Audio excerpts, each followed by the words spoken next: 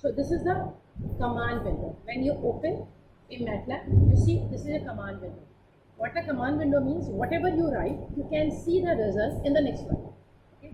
Like I am writing here, x is equal to 1. Okay? Now I hit the enter key. I can see the computer has saved the variable x and the value stored in the variable x is 1. It is being stored. So when I wrote it, okay, and I press enter, I can see very clearly. Okay, is done. So this is the command window. Here I will just practice the different commands here, and then I will explain you how you can write a program in MATLAB. Okay? MATLAB is not defined like any structured programming language like Python, C, or the Fortran. Okay, this is for your mathematics purpose.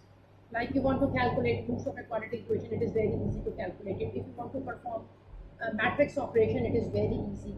So you can say, okay, it is an advanced computer. If you are working, advanced calculator, if you are working in a command line. But if you like to write a program, you can, okay. But that feature is not as advanced like as available in other programming language. Okay. So you see x is equal to 1. So see, now I am writing s is equal to 1. And now I am putting a semicolon. X is equal. Difference is when I write x is equal to 1, I didn't put the semicolon. Here I am putting the semicolon. S is equal to 1. Nothing happened. It has saved the value 1 into the variable s, but it is not showing me the result. When I put the semicolon, it does not show the result, but the operation has done. If operation is not successfully done, I will see an error. Okay, I don't see an error, it means operation is done. Now you want to check, for example, if you just put a command CLC. CLC means you will clear the screen. The screen is clear. Now you don't know, okay, what is the value of x? You have forgotten and you want to check. You just write x here. You see x is equal to, it will return the value. You have written s. You just put s here.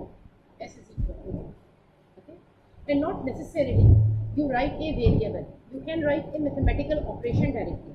Like I have a simple mathematical operation 4 plus 5, 4 plus 4, okay, whatever. So the answer should be 8. And you see, it is not simply writing 8 like in a calculator, but it is writing AMS is equal to 8. This answer, you cannot see. So this is much better. You can see. Answer is equal to 8, okay. So MATLAB automatically create a default variable. When you don't mention the variable and you perform a mathematical operation, computer automatically create a default variable, answer is equal to 8. Okay, so this is saved here. But you do another operation, like you multiply 5 multiply 8. So it will be 40, and again you are not defining any variable, so what computer will do? Answer is equal to 40. So you have only one default variable. So what is the new value of answer? The latest one, okay, 5 into 8. So if you forget, it will save somewhere your last operation, your last mathematical operation. Is this clear? Only the last mathematical operation into the variable AX. Clear? Any question? Now, if I just write C, and now matrix laboratory it is, so it is specifically we work for the matrices. To see what I am writing, I am writing A is equal to zeros. What I am writing? A is equal to zeros, and I am writing here 3. What do you think? What computer will generate? What this command will generate? Yeah, it will generate a matrix of order 3 by 3. If I just write a single dimension field, so computer will automatically assume it is a matrix, square matrix of order 3 by 3, and all the values are zeros. ठीक है? और आपने देखा मुझे कोई print करने के लिए एक्स्ट्रा एफर्ट करने की जरूरत नहीं थी, उसने ऑटोमेटिकली इसको मैट्रिक्स फॉर्म में शो कर दिया. एक स्पेस है, क्रिएट कर रहा है, रोज बना रहा है, एवरीथिंग. ठीक है. अच्छा, अगर मुझे like in similar fashion if I need, let me check ये रिकॉर्डिंग हो रही है. लास्ट टाइम रिकॉर्डिंग सही नहीं हुई थी. ये मुझे कैसे पता चलेगा कि स्क्रीन रिकॉर्ड हो रही है सही है ना? कोई आइडिया नहीं है ना?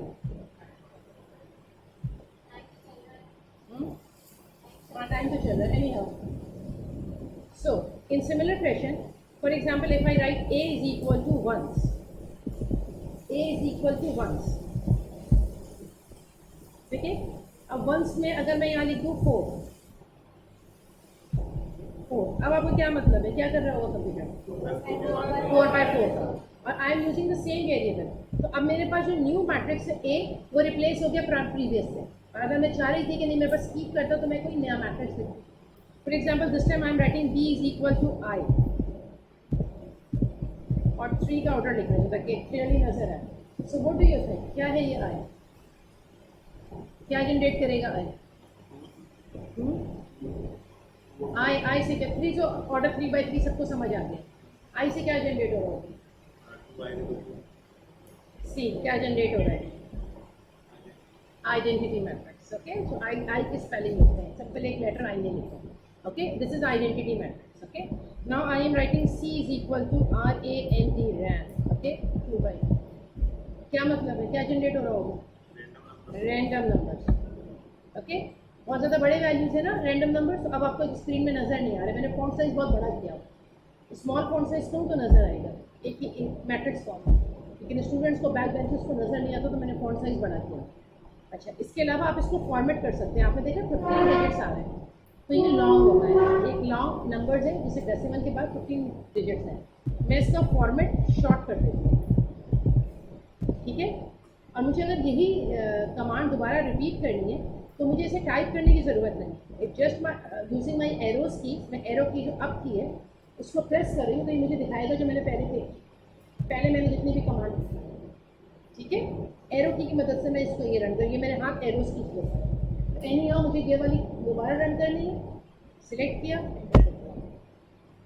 2/2 का जनरेट हुआ, और अब मेरे पास शॉर्ट है फॉर्मेट, 4 डिजिट्स आएंगे शॉर्ट फॉर्मेट, ठीक है। ये ऑटोमेटिकली हम कोई प्रिंटिंग को कंट्रोल नहीं करें, नथिंग, सिर्फ हमने format long and format short. Format long का मतलब है 15 digits after the decimal point, और फॉर्मेट शॉर्ट का मतलब है 4 digits after the decimal point.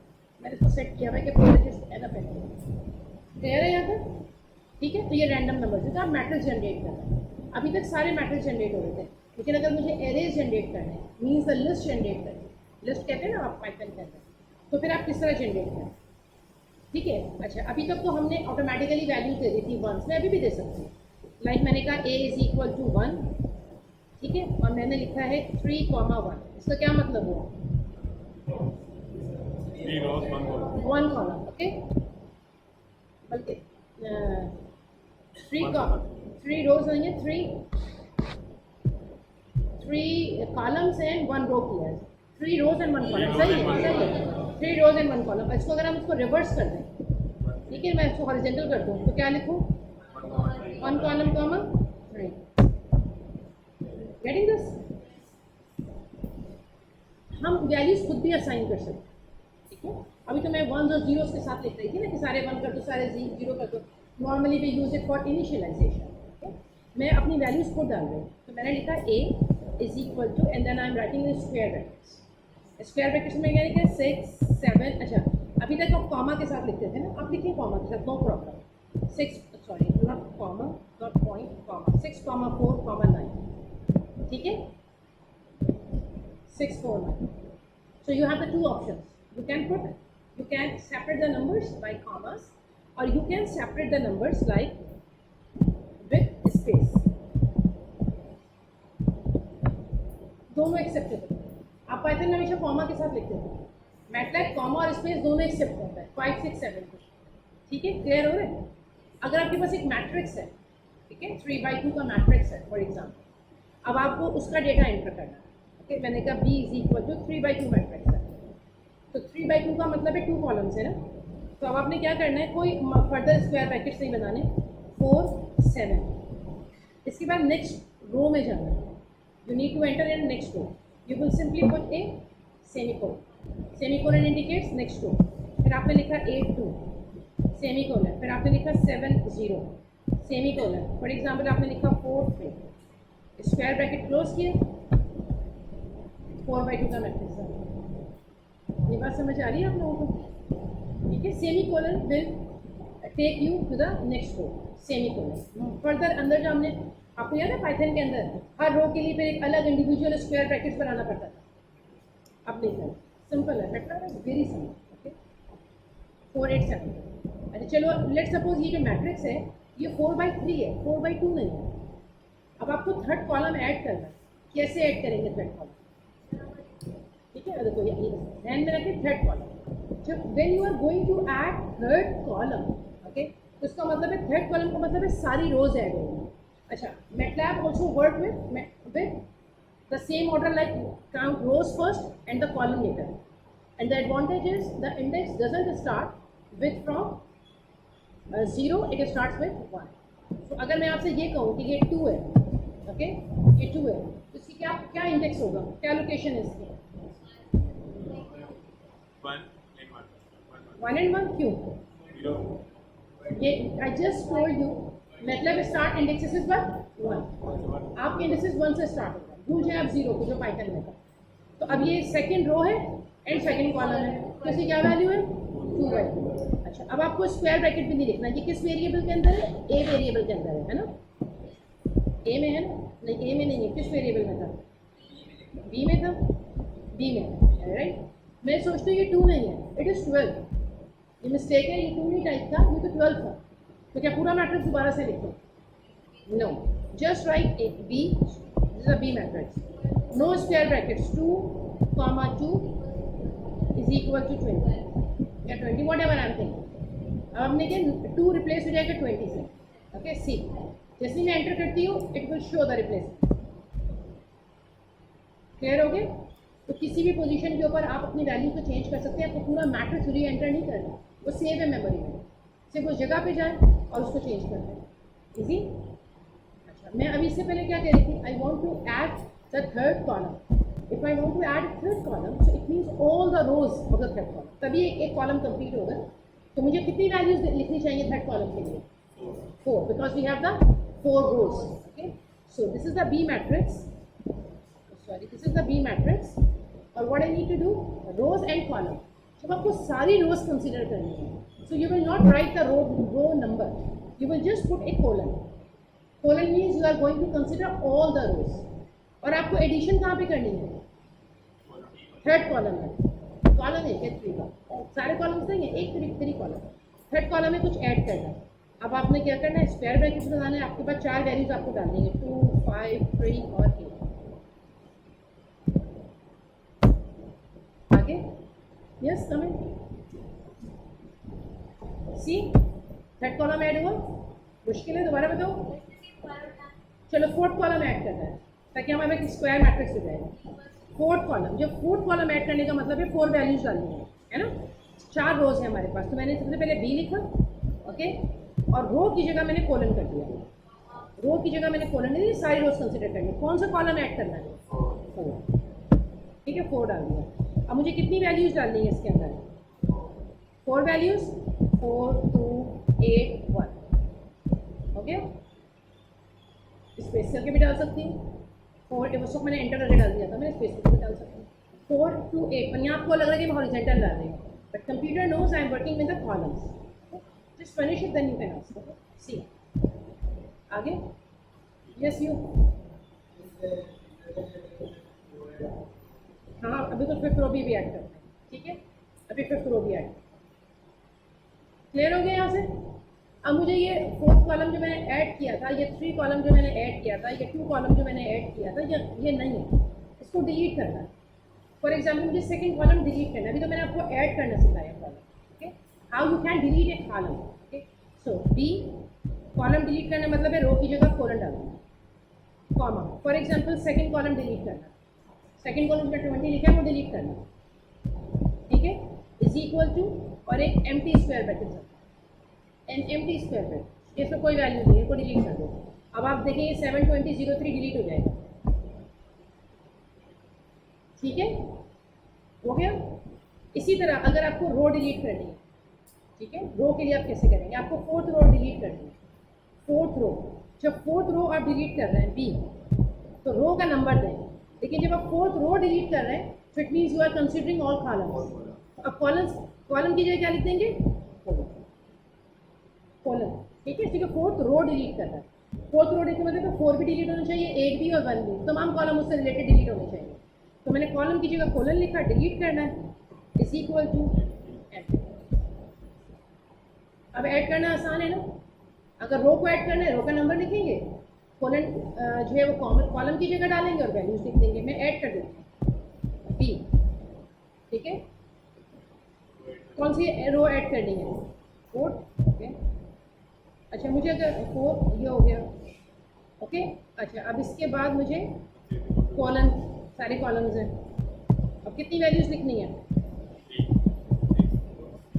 ठीक है, मैं इसको स्क्वायर मैट्रिक्स में कन्वर्ट करना चाहती हूँ, तो मैं इस सेम को डिलीट कर देती हूँ दोबारा से बना के, ठीक है। थोड़ा सा वर्क करते हैं स्क्वायर मैट्रिक्स पे। Up till now is this clear to all of you? Clear है? Now next is like if you are performing, yes, एक से ज़्यादा वैल्यू चेंज करनी है, हम कर सकते हैं। फॉर एग्जाम्पल मुझे 8 और 5 दोनों चेंज करना है, ठीक है। मैंने लिखा बी और लिखा रो, सेकेंड रो है, 8 और 5 चेंज करना है। और इस दफ़ा मुझे तमाम कॉलम्स ही चेंज करने हैं। कितने चेंज करने? 1 और 2। तो मैंने लिखा 1, रेंज डिफाइन कर दी 1 कोलन, ठीक है। अब अगर मैं कोलन डाल दी तो 1 कोलन 3 हो जाएगा, सारे डिफाइन। अब 1 कोलन 2 का मतलब है पहला और दूसरा, सेकेंड रो का पहला और दूसरा, ठीक है। अब मुझे दो वैल्यूज चेंज करनी है। आई एम राइटिंग 5 और 7, 8 और 5 है ना, उसको 5 और 7 कर देंगे, ठीक है। हो गए 5 और 7, क्लियर है?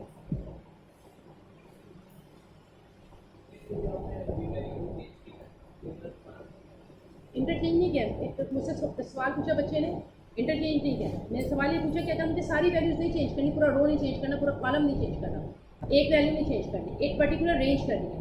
फॉर एग्जाम्पल तुमने कहा कि 7 और 3 नहीं है, ये तो 5 और 9 है, तो फिर मैंने क्या करना है? मैंने कहा कि ये थर्ड जो रो है, ये थर्ड रो है और इसकी वैल्यूज जो हैं वो 7 और 3 नहीं है, 5 और 9 है। तो मैंने ये कॉलम की जगह रेंज डिफाइन कर दी, कितनी? 1 से लेके 2 तक, ये फर्स्ट कॉलम सेकंड कॉलम, और दो वैल्यूज लिख दी 5 एंड 9, 5 एंड 9। इंटरचेंज नहीं किया था, okay. So when you simply write colon, so it means a complete range, okay, all the columns or all the rows wherever you are putting the colon. But if you have like first column or second column or third column or fourth column, so you can put 3 colon 4, 1 colon 2, whatever you want. अब देखिए Python के अंदर अगर आपको transpose करना है, अगर आपको ट्रांसपोज करना है तो पूरा कोड लिखना पड़ेगा, है ना। यहाँ पे देखिए अगर इसको मैं 4 to 4 है और 4 5 5 है, तो 4 5 5 is a column, it should be row, तो 4 5 5 रो जानी चाहिए। 2 7 9 सेकंड कॉलम है तो सेकंड रो जानी चाहिए, यही है ना ट्रांसपोज। अब पाइथन के अंदर कोई डायरेक्ट नहीं है, अब आपने एक कोड लिखना है। अब आप देखो इसको सिंपल कितना कर सकते हैं, बी है ना, आपने लिखा बी और आपने एक डैश डाल दिया इसके ऊपर, simple, not comma, dash, B dash is the transpose. देखिए अभी जैसे मैंने किया, एंटर किया, आप नोटिस कीजिएगा इस बी को, ये 4 5 5 अभी वर्टिकल है, ठीक है, कॉलम है, 4 5 5 रो ट्रांसपोज, ठीक है। अब मैंने इसको सेव नहीं किया था, मैंने बी डैश लिख दिया, कहीं सेव नहीं किया तो उसने ऑटोमेटिकली वेरिएबल आंसर के अंदर कर दिया। अगर मैं इसको इस तरह लिखती C is equal to B dash, तब ये सी वेरिएबल में ट्रांसपोज करता हूँ, क्लियर हो रहा है? इन्वर्स निकालना है, 3 by 3 का इन्वर्स निकालना कितना मुश्किल है ना। अब देखो मैंने सिर्फ लिखा है C is equal to inverse of B, ठीक है, I N B, inverse, calculate हो गया इन्वर्स है, इजी। इसी तरह you can find determinant, determinant of B, D E E, answer आ गया 132, डिटर्मिनेंट, ठीक है। It is a very advance scientific calculator, मतलब मैं तो हमेशा ठीक है। आप जब इंजीनियरिंग कैलकुलेशन कर रहे होते हैं, आपको अचानक से इन्वर्स निकालना है, कुछ भी करना है, जस्ट आपने कोड लिखना ही नहीं है, आपको कोई लंबा चौड़ा कोड नहीं लिखना, जस्ट यहाँ पर अपनी चीज़ें टाइप करें और अपना आंसर लेना, ठीक है ना। मैटलैब मैट्रिक्स, तो मैट्रिक्स फंक्शन जैसे आप स्ट्रक्चर एनालिसिस में सिंपल मेथड पढ़ेंगे, तो आप मैट्रिक्स से सारा प्ले करें, ठीक है। यहाँ पे आपके मैट्रिक्स, बड़े से बड़े मैट्रिक्स सॉल्व हो होंगे बहुत आसानी से, ठीक है। इसको हम सिंपल आपको मैं यहाँ सिखाती हूँ कि फॉर एग्जांपल हमारे पास एक साइमल्टेनियसली इक्वेशंस है और इसे आपको सॉल्व करना है। ये पता नहीं इन्होंने क्या कर दिया, चलो ऐड देख लो।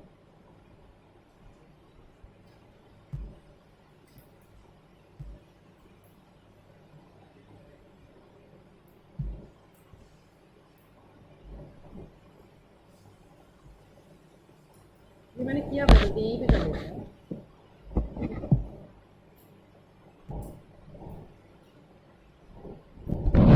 So for example, मेरे पास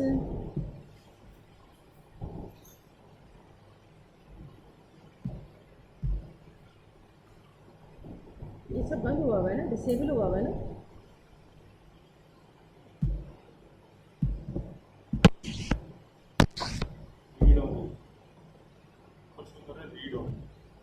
चलिए, मेरा बेटा इसके बाद कोई एक्सपेरिमेंट कर रहा था, उसने ये सब चीज़ें जो है ना डिस्टर्ब कर दी है. और ये सभी चीज़ डिसेबल हुई हुई है. नहीं, छोड़ दे, मैं अब इसको मैं बाद में देखती हूँ कि क्या प्रॉब्लम है. सवाल कहाँ चला गया जो यहाँ नजर आ रहा था.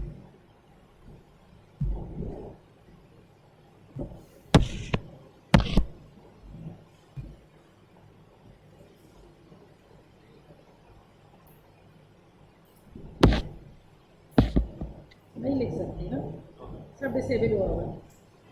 आई want to write something, just a minute. PowerPoint में लिख लेते हैं, ठीक है.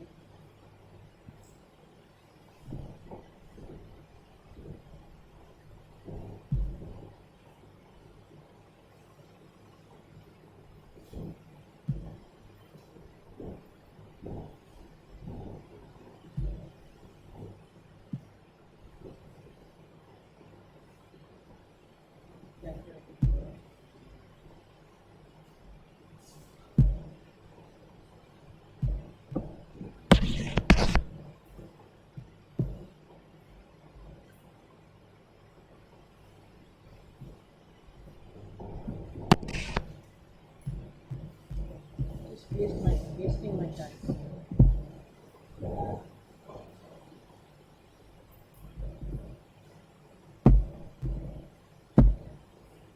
नहीं हो रहा कुछ.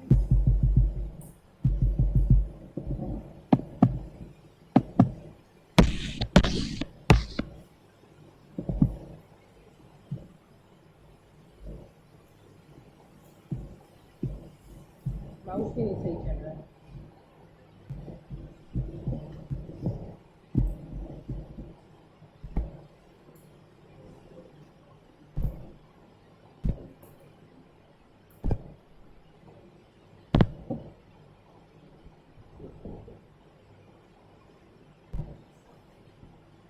I don't know. It just I cannot waste so much time.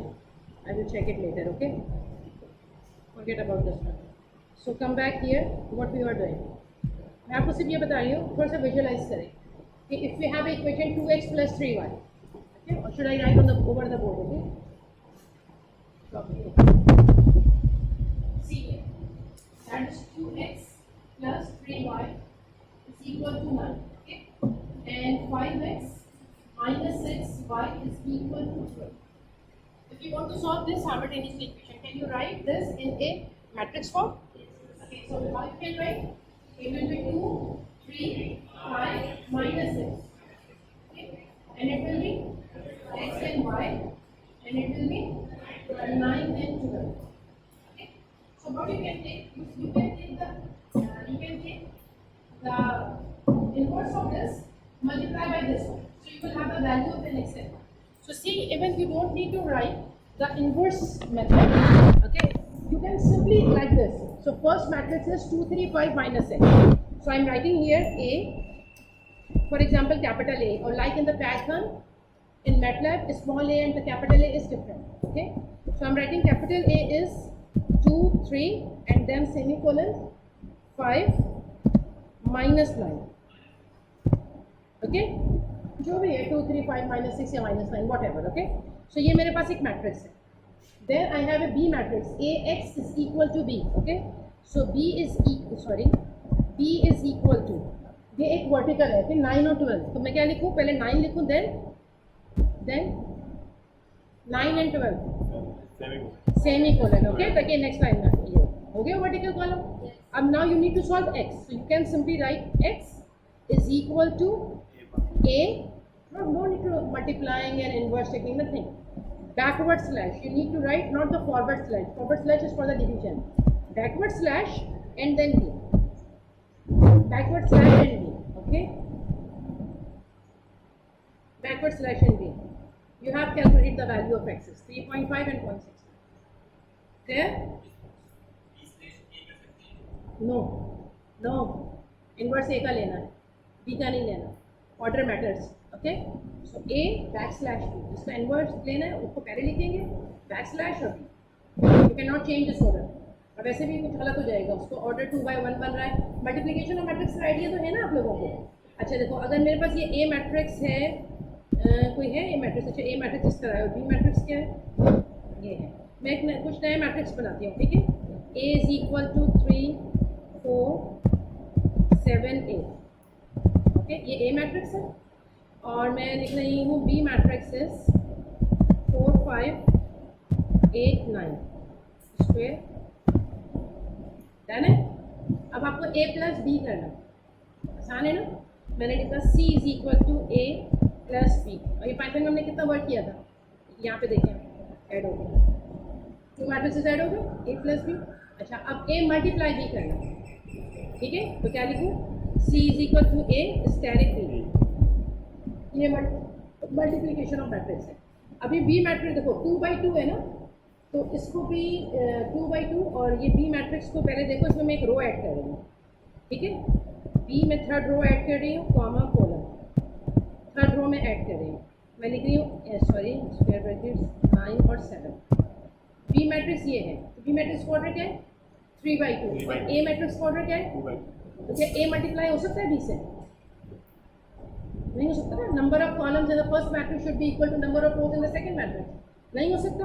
सी. अब हम इसका आंसर लिखते हैं a cross b, a asterisk b. Okay, error दे दिया उसने, मैचेस नहीं हो रही number of rows in the second matrix. लेकिन जब b क्रॉस a कर सकते हैं, देखो b स्टेरिक a वर्क करते हैं. तो मैट्रिक्स में बहुत इंपॉर्टेंट होता है कि ऑर्डर क्या है. ठीक है, order is very important in matrix. आप पहले क्या लिख रहे हैं? ठीक है, मैट्रिक्स ऑर्डर की बात नहीं कर रही हूँ, मैट्रिक्स की प्लेसमेंट की बात कर रही हूँ, मैथमेटिकल एक्सप्रेशन. ठीक है, क्लियर हो रहा है? सो एनी मतलब आपके जहन में जो भी कुछ मैट्रिक्स ऑपरेशन आता है आप लिखिए और मैटलैब में इसको सॉल्व. ठीक है, डन है ना. How you can write a program in N. अभी तक तो मैंने आपकी बहुत सारी प्रैक्टिस की ना हमने यहाँ. अब हम एक प्रोग्राम लिखने जा रहे हैं. So like when you write a program in Python, so you said okay the extension is p1. You said the extension is p1. But if you are writing a program in MATLAB, so the extension is .n, simple n, okay? A single digit n, single alphabet n, and you will say this is a script file. There we call it source code, source file जहाँ code लिखा हुआ. Here we call it script. तो see यहाँ पे मैंने एक new script पे click किया. Okay? जब मैंने new script पे क्लिक किया तो ये एक स्क्रिप्ट विंडो खुल गई मेरे पास. That is called editor window. Earlier I was working on command window. This time it is on editor window. You are on the editor window. जब आपने ये एडिटर विंडो पे काम किया तो अब आप कोई भी कोड लिख सकते हैं. सही. मैंने अगर आप इनपुट लेना है, सिंपल ये इनपुट लेना है, तो मैंने लिखा है a is equal to input. आप भी इनपुट लिखते थे ना, और उसके बाद आप प्रॉम्प्ट करते थे. यहाँ भी आप प्रॉम्प्ट कर दें. For example enter a number, थोड़ी स्पेस बना दें. Exactly the same what you did, but in Python by default Python assume okay you are entering a string और फिर आप उसको इंटीजर में कन्वर्ट कर देते हैं. MATLAB is specifically design for mathematical calculation. तो मैटलैब अज्यूम करता है कि ये नंबर है, और अगर आपको स्ट्रिंग में काम करना है तब आपको स्ट्रिंग में कन्वर्ट करना है. ठीक है, तो मैट्रिक्स डायरेक्टली अज्यूम करता है कि ये नंबर है. अच्छा, जब आप इसको प्रिंट करना है तो हम प्रिंट की कमांड नहीं यूज़ करते, डिस्प्ले की कमांड यूज़ करते हैं और DISP लिखते हैं, डिस्प्ले ए. ओके, अब मैं आपको एक रिकमेंड करूँगी, ऑलवेज पुट द कोलन. इसलिए जो डिस्प्ले की कमांड है ना वो ऑटोमेटिकली डिस्प्ले करेगी, आप कोलन लिखें तो और ना लिखें तो. लेकिन अगर आप कोई भी ऐसी कमांड लिख रहे हो ना x इज इक्वल टू 3 और you don't put the colon, semi colon, तो कंप्यूटर उसको एक नॉर्मल स्टेटमेंट लेकर उसकी वैल्यू भी प्रिंट कर रहा होगा कमांड विंडो पे. आप तो चाहते हैं ना सिर्फ वो वैल्यू प्रिंट हो जो आप डिस्प्ले से लिख रहे हो. अदरवाइज कोई मैथमेटिकल एक्सप्रेशन हो रही है, कुछ हो रही है, तो उसकी वैल्यू राइट नाउ प्रिंट ना कर जब तक आप ना लिखें डिस्प्ले. तो इसलिए आप उसको सेमी कोलन से स्टॉप करें. मैं आपको इनिशियली बताया था ना कि सेमी कोलन डालते तो वो डिस्प्ले नहीं करता, और सेमी कोलन नहीं डालते तो वो डिस्प्ले कर देता. आप चाहते हैं ना डिस्प्ले करें, डिस्प्ले कब करें जब मैं आप डिस्प्ले करने के लिए करें. तो फिर आप बेहतर ये होता है कि जब आप कोड लिख रहे हैं तो आप उसमें सेमी कोलन लिखें. और अब कोड लिखने के लिए बहुत इंपॉर्टेंट है आप इस चीज़ को अंडरस्टैंड कर लें, because when you work in your computer lab, so a number of students create a number of folders and then you get confuse where the my folder my file is. Okay, see जब मैं इसको save run करूँगी तो मुझसे ask करेगा कि पहले इसको सेव करें। ओके, मैं इसको रन करूँगी। इसने मुझे बोला कि सेव करें, मुझे कहाँ सेव करना चाहिए? जो रिलीज 2018 मेरा वर्जन है उसके बिन फोल्डर में इसको सेव करना चाहिए, तब ये रन करेंगे। समझ आ रही है मेरी बात? ये बिन फोल्डर में ये ऑटोमेटिकली मुझे भेज रहा है कि आप सेव करें बिन फोल्डर में। यानी कि जब मैंने अपना सॉफ्टवेयर इंस्टॉल किया रिलीज 2018 ये मेरा वर्जन है, तो उसका एक बिन फोल्डर होता है, वहाँ पे एक्सी फाइल मौजूद होती है, उसमें इसने कहा सेव करें। अच्छा, मैं इसको सेव कर रही हूँ टी के नाम से या टेम के नाम से, जो भी टी के नाम से पड़ेगा। ठीक है, जब मैंने इसको सेव करने की कोशिश की तो मेरे पास एडमिनिस्ट्रेटर से मैं लॉगिन नहीं हूँ, तो इसने मुझे बताया कि आपको यहाँ सेव ही नहीं कर सकते। हो सकता है कि आपको भी लैब में ये फेस करना पड़े कि आप सेव नहीं कर सकते, और सेव बिन के फोल्डर में होना चाहिए। तो अब मैंने क्या कहा, उन्होंने बोला कि would you like to save in M Hasan folder और वॉट एवर, या किसी भी फोल्डर में आप कहीं भी सेव करना चाहते हैं आप करें। ठीक है, मैं इसको एम हसन के फोल्डर में सेव कर लेती हूँ, जाएंगे सजेस्ट कर रहे हैं, लेकिन आप डी सी ई किसी भी फोल्डर में सेव करना। ठीक है, जब आपने इसको सेव किया t.m, अब ये सेव हो गया, फाइल तो सेव है, मेरा कोड तो सेव हो गया, नो प्रॉब्लम। ओके, लेकिन ये सिर्फ और सिर्फ कब रन कर सकता है कि जब वो बिन के फोल्डर, अब मुझे ऑप्शन दे रहा है रन करने से पहले तो चेंज फोल्डर करूँ। अब मैं दोबारा चेंज कर लूँ बिन के फोल्डर में, मुझे अलाउ नहीं है, तो फिर मैं क्या करूँगी, सिंपल उसको कमांड दूँगी add to path. Add to path का मतलब है मेरी फाइल जहाँ भी पड़ेगी उसको पाथ होकर बहुत बनाना। ठीक है, इसलिए इंपॉर्टेंट था, मैंने आपको समझा दिया। ठीक है, क्लियर हो गई है? ऐड टू पाथ फाइनली कर लें, कहीं भी सेव करें अगर बिन में नहीं सेव हो रहा। ठीक है, और मैं आपको रिकमेंड भी नहीं करूँगी अगर बिन में सेव हो रहा है तो भी ना करें। हर बच्चा आगे आके सेव करता है, आप अपनी फाइल भूल जाते हैं कि वो थी कहाँ। ठीक है, add to path, enter a number, मैंने एंटर किया नंबर 8, इसने 8 को डिस्प्ले कर दिया। अब आपने देखा पीछे जो मैंने काम किया था ये कहाँ पे रिजल्ट शो करते हैं, कमांड विंडो पे, और जो पहले मैंने काम किया था वो सारा मौजूद है ना। अच्छा नहीं लगता तो मैं क्या करूँ, एडिटर में जाऊँ, कोड में, और कोड में पहली लाइन जो है ना कब उसकी मैं क्या लिखूँ, CLC, क्या लिखूँ मैं, CLC। तो पहले क्या करेगा, स्क्रीन क्लियर करेगा, कौन सी स्क्रीन, कमांड विंडो, फिर वो इनपुट देगा एंटर ए नंबर। और फॉर एग्जांपल आप क्या करते हो, इसको यहाँ पे मल्टीप्लाई करते हो, आप कहते हो b is equal to 3 asterisk a। Okay, जो भी नंबर एंटर हुआ है वो 3 से मल्टीप्लाई हो और उसके बाद आप डिस्प्ले करते हैं। मैथमेटिकल फंक्शन तो आप कुछ भी कर सकते हैं, b को प्रिंट कर, ये वैसे ही सिर्फ एक स्लाइड चेंज है, मैं भी आपको बता देती हूँ, डिस्प्ले भी। ओके, अब आपने इसको रन किया, एंटर ए नंबर 7, क्या आंसर प्रिंट होना चाहिए, अदो क्या लिखा हुआ है, क्यों सेमी कोलन नहीं लगाया। ठीक है, जब हमने सेमी कोलन नहीं लगाया तो यहाँ पे इसने ये वाला रिजल्ट दिया, मैं तो नहीं चाह रही थी, मुझे तो डिस्प्ले के थ्रू रिजल्ट हो, that's why I am asking you to put a semicolon, b is equal to 3 into a display. अब इसको हम रन करते हैं दोबारा से, एंटर ए नंबर 7 ठीक है। अच्छा, अब मुझे अगर स्क्रिप्ट फाइल में बार बार नहीं जाना मुझे स्क्रिप्ट फाइल, मुझे पता है मेरी स्क्रिप्ट फाइल का नाम टी है, मैंने जस्ट यहाँ टी लिख दिया और प्रेस किया एंटर किया, रन कर दिया। सही, यहीं से एडिटर विंडो में जाके रन का बटन नहीं दबाना, कमांड विंडो के अंदर मैंने सिर्फ फाइल का नाम लिखा, इससे मुझे रनिंग मोड में भेज दिया। ठीक है, क्लियर हो गया? इससे मुझे यहाँ पे एक चीज़ आपको बतानी थी कि अगर मुझे स्क्वायर लेना है, ए का स्क्वायर लेना है, तो पहले आप क्या करते थे, ए डबल स्टेरिक लिखते थे ना, ए का क्यूब या स्क्वायर, इसलिए हम क्या करते हैं, ए कैरेट साइन होता है दिस वन, ये चाहिए, बाकी plus minus division everything is same, caret sign use करते ए का क्यूब। ठीक है, सॉरी नहीं, डबल स्टेरिक नहीं यूज करते। ठीक है, कैरेट साइन, डबल स्टेरिक करोगे एरर दिखाएगा। For example enter a number 2 का क्यूब क्या आना चाहिए, 8। Okay, clear?